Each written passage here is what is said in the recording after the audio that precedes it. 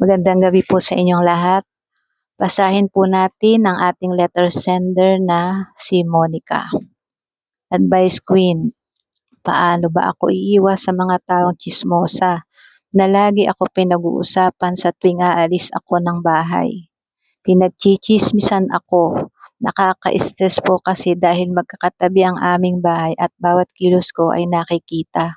Ano ba ang dapat kong gawin? Salamat Monica sa tiwala mo sa akin at magandang gabi sa mga manonood. Para sa iyo Monica, piliin mo ang may access sa iyong buhay. Hindi lahat ay dapat may karapatang manghimasok sa iyong buhay. Minsan, ang taong may direksyon ang buhay ay laging pinag-uusapan ng mga taong walang ginagawa.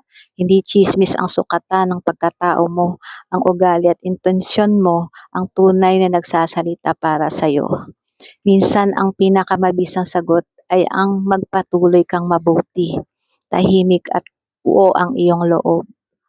Huwag mo silang intindihin sa mga pinagsasabi nila sa'yo na hindi totoo.